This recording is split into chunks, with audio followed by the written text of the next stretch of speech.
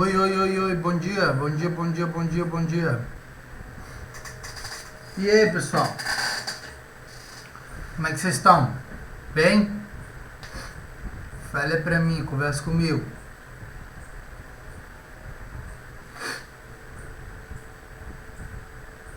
Bom, que bom.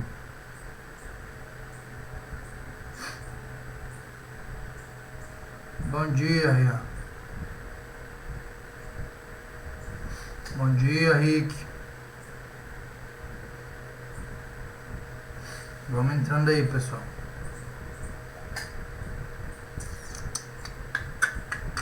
Bom dia, bom dia.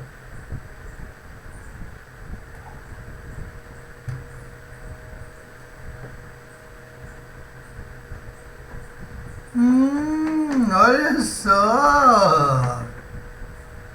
Quem é vivo sempre aparece, hein? Tá certo.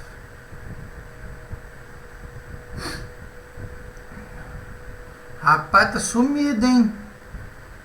O que você tá aprontando?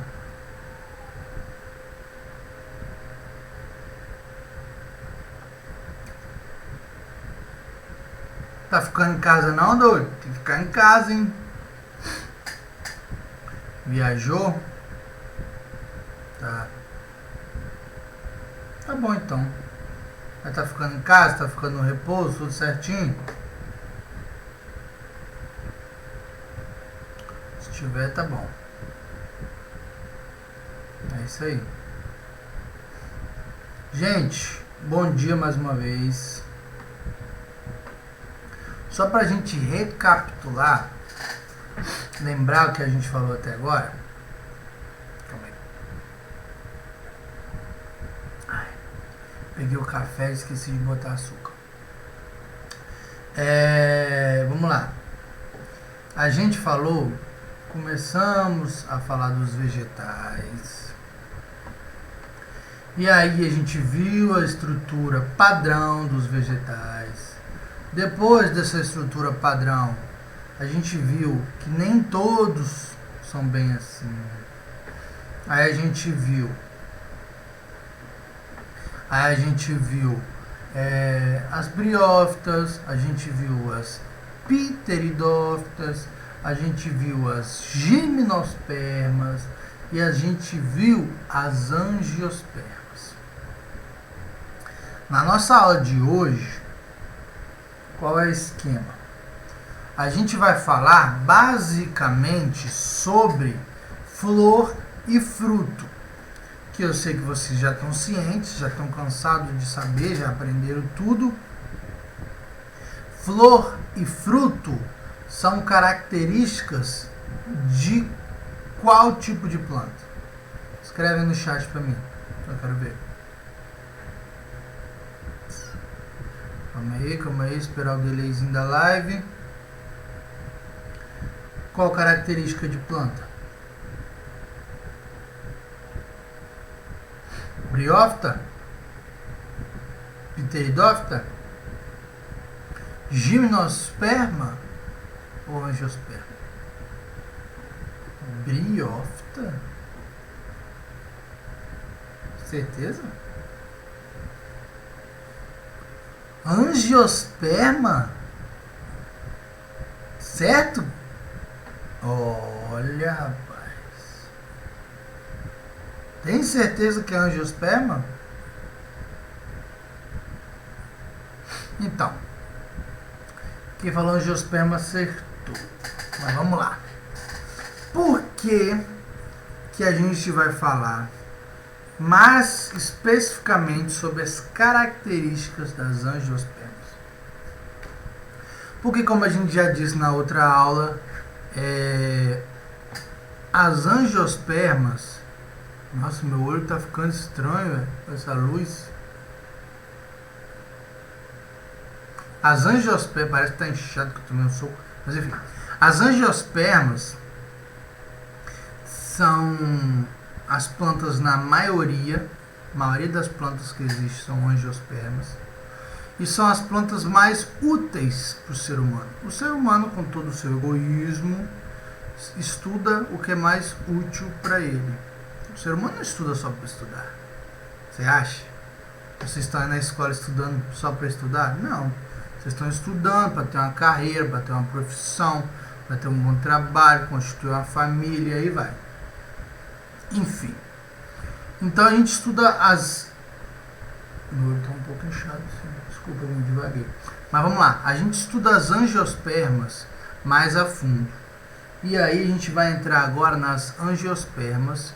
A gente vai pegar as características que a gente já descobriu e falou sobre elas e vai aprofundar um pouco mais. Para isso, eu vou precisar que vocês peguem o livro de vocês. Quem não está com o livro não tem problema não. Peguem um livro de vocês, vão lá no volume 2, página 252. Vai lá. Pega um marca-texto também que eu espero. Pega um marca-textinho que eu espero. Se alguém quiser sublinhar alguma coisa que acha importante. E aí a gente vai dando procedência na aula. Quando eu coloco o blusa preta parece que meu pescoço some. Vamos lá.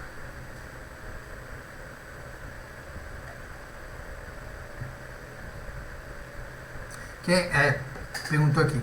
E quem não tiver livro? Quem não tiver livro não tem problema.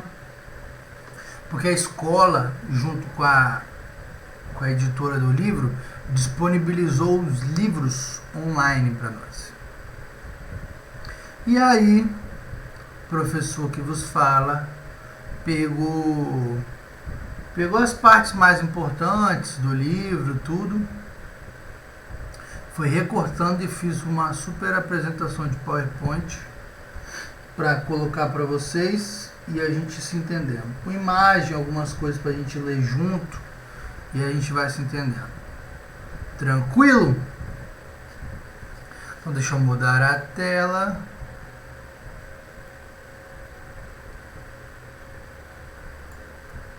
Vamos lá, vou me colocar aqui do ladinho.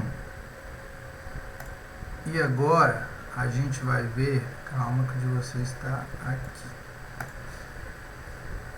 Vamos lá. Primeiro passo, flor. A gente vai estudar flor e fruto. Vamos lá. Vamos ler junto aí, página 252. As flores contêm os órgãos reprodutivos das angiospermas, que é o foco do nosso estudo. Nelas ocorre a produção dos gametas masculino e feminino da planta, ok? Gravem isso.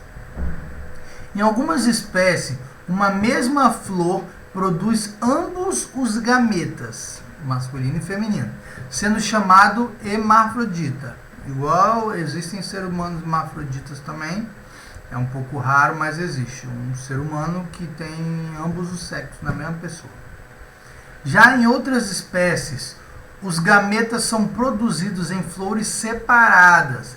Nesse caso, o vegetal apresenta flores masculinas e ou femininas, como no exemplo abaixo, que no caso aqui está do lado. O que ele disse nesse primeiro ponto?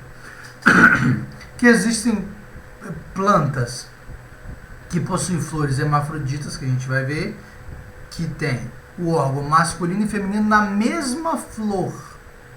E existem outros tipos de vegetais, outros tipos de plantas, que na própria planta nasce uma flor masculina e uma flor feminina, entendeu?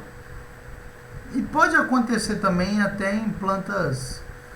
Na verdade acontece desse modo, mas não necessariamente a flor de uma a flor de uma planta, tô falando planta, mas tudo bem. A flor de uma planta não necessariamente precisa fecundar a própria planta. Ela pode, de algum modo, fecundar outra planta que a gente também vai ver lá na frente. Aí ele dá o exemplo nas imagens aqui, ó. O mamoeiro, que é o pé de mamão, é um exemplo de vegetal em que os gametas são produzidos em flores diferentes. Nele há flores femininas, a fotografia A, que produzem gametas femininas, óbvio, e flores masculinas, fotografia B, que produzem os gametas masculinos. Se você parar para observar morfologicamente a forma, no geral, no reino animal, no reino plant, tende a sempre seguir essa forma. Se você perceber, a flor feminina se assemelha bastante a uma vagina, entendeu? O órgão sexual feminino.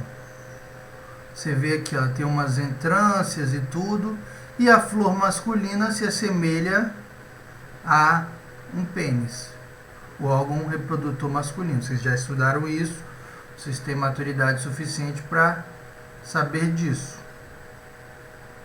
Entendeu? Isso é no geral, acontece nos animais, nos vegetais, por aí vai. Há raras exceções, mas no geral acontece. Nas briófitas e pteridófitas, os gametas masculinos chegam até o gameta feminino com auxílio da água. Já os gimnospermas dependem principalmente do vento. Parou. Nas briófitas e pteridófitas, estamos voltando lá atrás. As briófitas são as pequenininhas, as pteridófitas são basicamente as samambaias.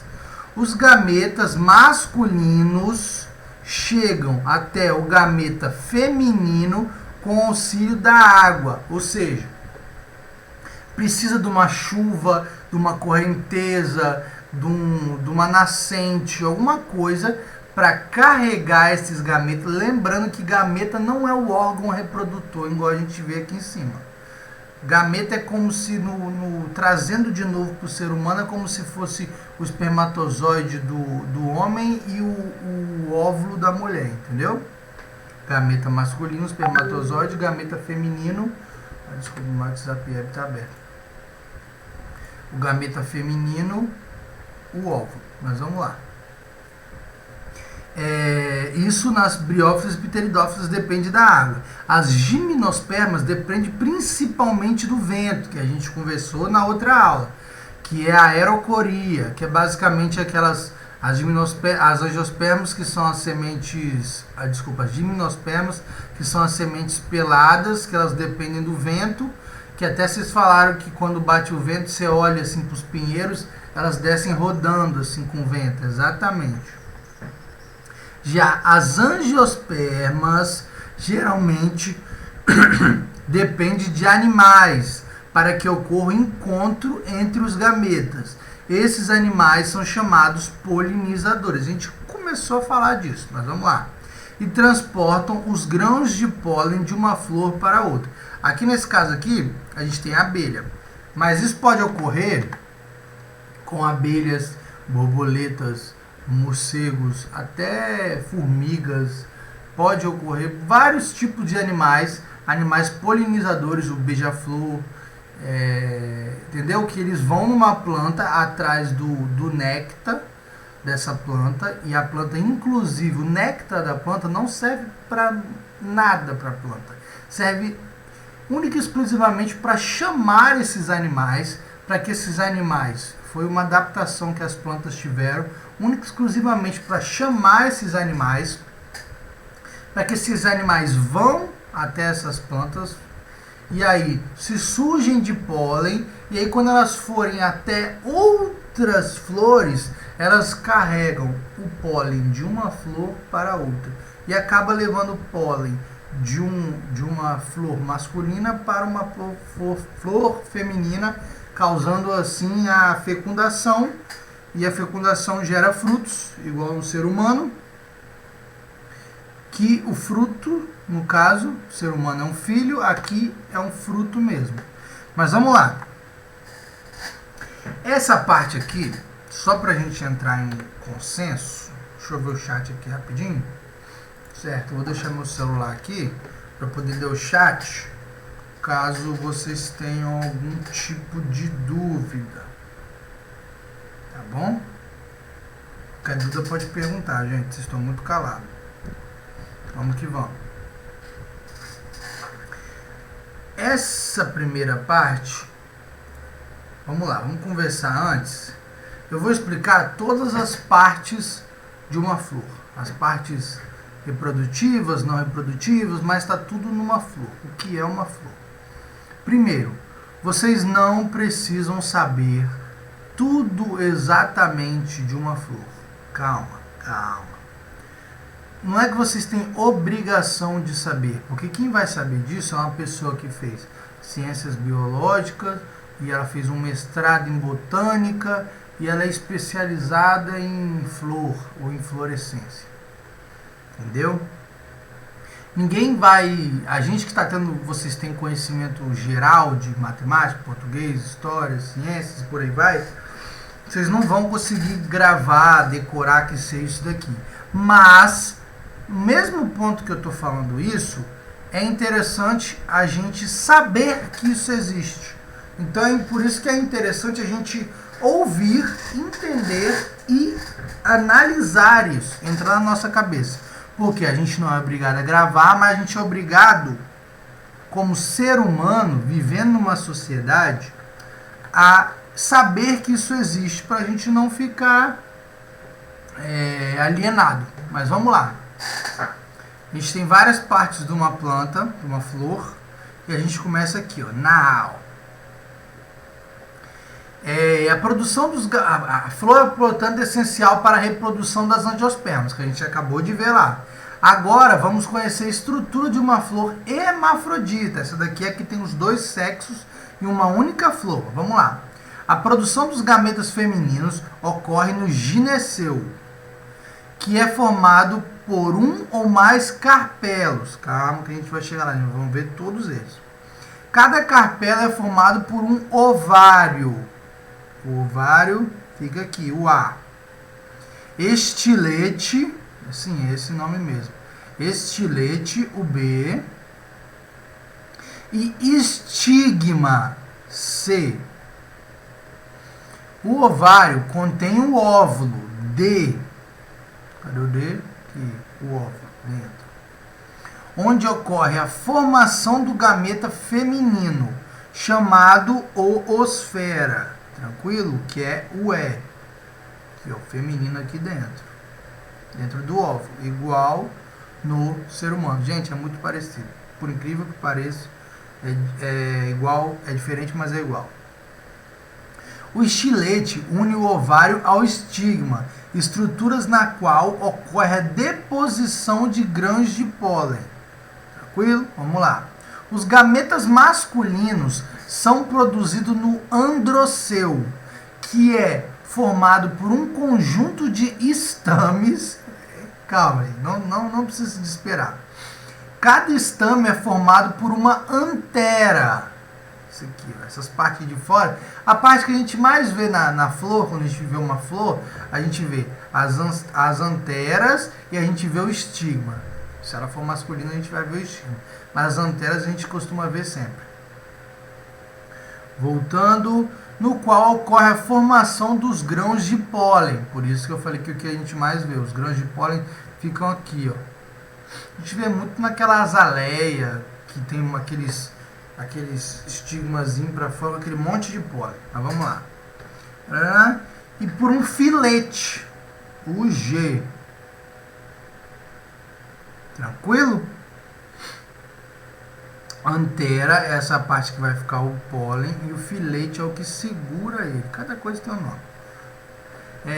Que une as anteras às demais partes da flor. A flor se une ao caule do vegetal por meio de um pedúnculo, H. Deu H? Aquilo que segura a flor, aquela patinha verdinha que fica na flor lá, que une a flor ao galho, o nome é pedúnculo, que apresenta uma extremidade dilatada chamada receptáculo. Essa primeira parte, a parte que começa a dar forma na flor. Nessa extremidade insere-se o cálice, a corola e o gineceu, geralmente o androceu. Aí vem cálice, corola e gineceu. Essas partes aqui, ó, essas folhas pequenininhas que ficam, aí depois vem aquelas... É do menor para o menor. O cálice é aquela menorzinha que fica aqui embaixo, aí vem corola e depois o gineceu. tudo verdinho antes da pétala. Vamos lá. Ao redor do androceu e do gineceu encontra-se as pétalas, como eu acabei de dizer, dei spoiler, pétala, todo mundo sabe pétala. E as sépalas, sépalas pouca gente sabe, que são essas aqui, ó, essas verdinhas. É a última, você vê isso direitinho num hibisco, numa azaleia, você vê isso perfeitamente. Onde eu parei?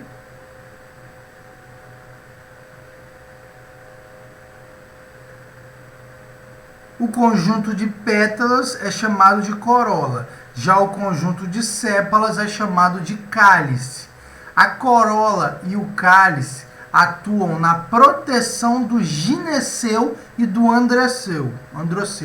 As pétalas geralmente apresentam coloração diferenciada, o que contribui para atrair os animais polinizadores. Ele diz que contribui, além do pólen, essas cores vibrantes ajudam a chamar os animais. Sempre vê que as flores são rosa, amarelo, vermelho. Algumas flores apresentam estruturas que produzem uma mistura de açúcares e água, chamado néctar. Essa mistura atrai animais, principalmente os polinizadores, pois serve de alimento. Isso que eu falei no slide anterior, mas vamos lá. Só uma pequena curiosidade aqui sobre as inflorescências. Muitas espécies de angiospermas apresentam flores reunidas em uma única estrutura, denominada inflorescência. Em alguns casos, as flores são bem pequenas e arranjadas de modo que todas juntas parecem formar apenas uma flor. É o caso, por exemplo, de margaridas, crisântemos e girassóis, mangueiras e dente de leão. Aí a gente botou, tá no livro de vocês, focado aqui, ó, isso é um girassol. O girassol é uma inflorescência. Um girassol, são várias flores. Então, se você quiser paquerar aquela gatinha, você leva, a melhor flor para você levar para ela é um girassol. Aí você vai falar, pô, você me trouxe só uma flor? Você fala, não, isso aqui é um buquê de flores. Aí você já dá aquela cantada, já fala, isso aqui é uma inflorescência. Aí você já abre assim, já fala, aqui existem várias flores, isso aqui e tal, já começa a mostrar tudo pra ela, e ela vai achar que você é inteligente, e aí tudo ocorre. Fechado? Vamos lá. Agora a gente vai pra parte legal, que são os frutos. Como vimos, os frutos são característicos das angiospermas. Eles geralmente se desenvolvem após a união do gameta masculino trazido no grão de pólen com o gameta feminino contido no óvulo da flor. Então você está me dizendo que o fruto ele deriva da flor? Exatamente, é isso que eu estou te dizendo. O fruto ele é o filho da flor. Quando o pólen de uma flor, o gameta masculino de uma flor macho, encontra o gameta feminino que está dentro do ovário de uma flor fêmea, ele é fecundado e dá origem ao fruto. Vamos lá. Após a fecundação, o óvulo se desenvolve e origina a semente, que contém o embrião. Vamos lá. Enquanto o ovário origina o fruto, vamos lá, a fecundação origina a semente e o ovário que está em volta vai originar o fruto. Que o fruto a gente viu lá umas 2, 3 aulas atrás, que o fruto, a carne do fruto, é basicamente a proteção das sementes, entendeu? Isso para a planta, para a gente é comida. Outras partes da flor se desenvolvem após a fecundação. Observem os exemplos abaixo. Aqui a gente tem 2 exemplos legais. O primeiro é a maçã e a gente tem aqui, ó, na maçã o fruto verdadeiro é a porção central. Essa partezinha da maçã, que é quando a gente come sem cortar, vai comendo, sobra só aquele pedacinho aqui, ó, que fica pequenininho aqui, aí sobe aqui. Aquilo é o fruto verdadeiro da maçã. A parte comestível é o receptáculo desenvolvido da flor. Entendeu? A parte que a gente come é o ovário da flor que cresceu, se desenvolveu para poder proteger esse fruto. Já no caju, o fruto verdadeiro é a castanha. A porção suculenta é o pedúnculo desenvolvido da flor. Essa parte é o pedúnculo que a gente viu, essa parte aqui, ó, que se desenvolveu demais na flor. E o fruto verdadeiro é a castanha do caju, que a gente resseca, come no açaí, come sozinho, que isso é uma delícia. Que por sinal é muito caro. Mas vamos lá.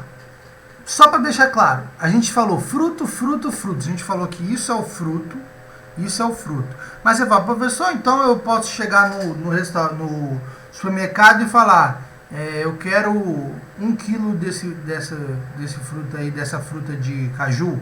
Não, a pessoa vai te dar geralmente a parte carnosa. Na ciências, na biologia, diferente da nutrição, etc., a gente chama de fruto tudo que é derivado de alguma coisa. Por exemplo, houve a fecundação da planta feminina pelo pólen, pelo gameta masculino da outra planta, da outra flor. O resultado disso é um fruto. A gente usa isso no português também. Fruto do meu trabalho, entendeu? É o fruto. Fruta é diferente. Fruta é o quê? Maçã, tomate, laranja. Isso é uma fruta. Mas nem existe fruta, esse termo na biologia. Isso aí deixa para os nutricionistas, etc. Que falam, coma muita fruta, entendeu? Na ciência, na biologia, existe fruto, que é um derivado de uma fecundação. Aí, eu tenho isso daqui para vocês, antes de mais nada, esse linkzinho, que eu vou mostrar para você, é um vídeo bem legal que eu achei. Aqui, ó. Um videozinho bem legal, deixa eu tirar o som. Prestem atenção, só para explicar antes. Isso aqui é uma flor de maçã que é uma rosácea, assim, as maçãs são descendentes, são primas, desculpa, das rosas que a gente dá aí no Dia dos Namorados, etc. E aí fica mais uma dica para você, se você quiser conquistar lá gatinho ou gatinho, e aí você tá sem dinheiro para comprar uma flor e tá saindo de casa para encontrar, pega uma maçã na fruteira, pega a maçã na fruteira, leva para ela ou para ele e fala, te trouxe aqui uma rosa. Aí você vai falar, mas isso não é uma rosa, isso é uma maçã. Aí você explica para ela, é da mesma família, família das rosáceas, etc, etc, etc. Fala, isso aqui é melhor que rosa, que isso aqui a gente pode comer ainda. E é muito bom, vitamina boa, espanta o sono, maçã é uma delícia. Vamos lá. Esse vídeo é de uma maçã se desenvolvendo. Aqui no meio está aquele ovário, que é o fruto central. E aqui estão as pétalas, os estamos, os estiletes, tudo aqui, ó, tá vendo? Tudo que a gente mostrou agora. Pedúnculo, tudo aqui. E ele vai mostrar o desenvolvimento. Isso aqui é uma animação, mas é perfeito como se fosse no natural. Isso aqui demora coisa de meses, 1 mês, 2 meses, eu não sei quanto tempo uma maçã demora para se formar. Mas demora um tempo, entendeu? É que ele faz tipo um time-lapse. Vamos lá.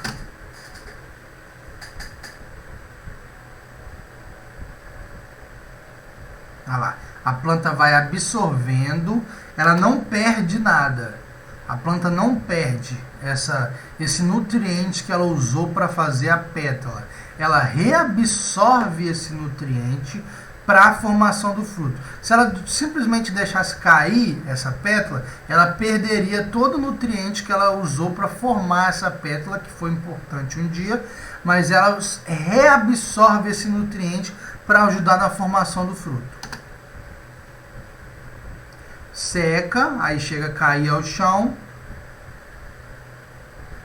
vai se fechando, e aí vai engordando, engordando, engordando, tomou a forma de maçã. E esse pedúnculo ele vai cada vez se afinando mais, primeiro porque o fruto também está roubando esse nutriente desse pedúnculo, e por vários outros motivos. Primeiro, que essa planta, o fruto, ele tende a cair, entendeu? É natural o fruto amadurecer e cair, porque é o mecanismo da planta de reprodução. Então esse fruto vai cair no solo e aí ele vai germinar e vai gerar descendentes, entendeu? Por vários motivos isso acontece. E foi amadurecendo, ficando rosinha. Aqui, ó, óbvio que vocês conhecem maçã, o caroço, a parte de dentro, não é externo, mas ele ficou, nesse vídeo ele ficou de forma transparente para poder ter uma visualização legal. Estava verde, agora ele vai amadurecendo, amadurecendo, vermelhando, vermelhando. E é basicamente isso. Aí, vamos voltar aqui. Deixa eu ver aqui o chat. Vocês estão falando, vamos que vamos. Aí a gente tem um exemplo aqui do dente de leão. Além de proteger a semente, o fruto contribui com a dispersão dela, ou seja, com a distribuição em diferentes áreas. E qual é a importância da dispersão? Ela permite que o vegetal colonize novos locais, geralmente distantes da planta mãe, da planta que saiu, de onde poderá absorver recursos, como água e nutrientes. Muitos frutos apresentam especializações que facilitam sua dispersão. Aqui está o exemplo do dente de leão, aquela plantinha que a gente assopra. Sim, aquilo é um fruto. Aí está aqui, dente de leão. Os frutos desse vegetal apresentam estruturas plumosas que facilitam sua dispersão pelo vento. Aerocoria, característica das eu confundo, mas eu sei exatamente, calma. Das gimnospermas, característica das gimnospermas, aerocoria, mas ela é uma angiosperma. Aqui a gente vai ter os tipos de fruto. A maioria dos frutos apresentam diferentes camadas. Exemplo abaixo. Tem o abacate. A parte mais de fora é chamada de epicarpo. A gente tem a semente. A gente tem essa parte aqui, ó. Aqui está a parte quando a gente corta o abacate. Fica uma parte que fica a semente e a outra parte que fica tipo essa bordinha que sempre sai junto. Isso é chamado de endocarpo, que é a camada interna do fruto, que é usado para proteção da semente. E a gente tem a parte carnosa, que está logo depois do epicarpo, que é chamado de mesocarpo. Tranquilo? Vamos lá. De acordo com suas características, os frutos podem ser classificados como carnosos ou secos. A gente não está falando de frutas cristalizadas. Os frutos in natura eles podem ser classificados como carnosos ou secos. A gente tem aqui frutos. Os frutos carnosos apresentam acúmulo de água e, quando maduros, são suculentos. Eles podem ser subdivididos em vários tipos, como baga e drupa. Hoje vocês já aprenderam tanto nome, né, gente? Se você ver essa aula aí 1000 vezes, calma, isso vai entrar na cabeça de vocês, mas como eu disse, a gente tem a obrigação, como ser humano, de saber que isso existe. Mas a gente não precisa ser especialista nisso. Mas a gente entendeu, a gente vai continuar estudando, com os exercícios, tudo vai ficar mais fácil. Calma. Não desespere. Exemplo de frutos secos. Frutos secos com as vagens de soja abaixo não acumulam água. Existem alguns frutos, tipo a vagem da soja, a vagem do feijão. O feijão também nasce em vagem assim. Alguns tipos. Eles não possuem essa água dentro. Não é tipo uma melancia, uma uva, que você morde e chega a escorrer assim. E a gente tem os frutos carnosos. Os frutos do tipo baga, que são o primeiro, como as uvas abaixo, apresentam endocarpo e mesocarpo suculentos. Endocarpo e mesocarpo suculentos. Vamos lá. E epicarpo fino. Epicarpo é a casca de fora. Lembra disso? Epicarpo é a casca. Epicarpo é fininho. E também tem o tipo, os frutos do tipo drupa. Nos frutos carnosos do tipo drupa, como os pêssegos abaixo, o endocarpo é rígido e aderido à semente, formando o caroço. O caroço é quando esse endocarpo, que aqui no abacate é só essa sujeirinha, essa poeirinha, ele é rígido e ele adere à semente. Dentro, ele fica em volta da semente, formando o caroço, que é duro. Que tem isso, pêssego tem isso, se eu não me engano, manga tem isso, tudo que tem caroço tem isso. Tranquilo, gente? Era basicamente isso que eu tinha para falar para vocês. Para a gente conseguir gravar isso mesmo, a aula vai ficar disponível aqui. Vocês podem consultar, podem rever. Mas a gente só vai conseguir entrar isso na nossa cabeça depois que a gente fizer isso. Unidade 2, página 266 e 267. Esse é o exercício. Vai estar aí. Página 266 e página 267. Tranquilo? Coisa boba aqui, ó. Só colocar aqui o que é a aerocoria aqui, que a gente acabou de ver. Nada que a gente nunca tenha visto. Negócio dos brotos, tudo que a gente viu aqui. Só rever o vídeo que a gente consegue fazer isso aqui. Tranquilo, gente? Gente, vou corrigir na próxima aula. Desculpa. Página 266 e 67. Fiquem com Deus, fiquem em casa e a gente se vê na próxima aula. Beijo, tchau, fui!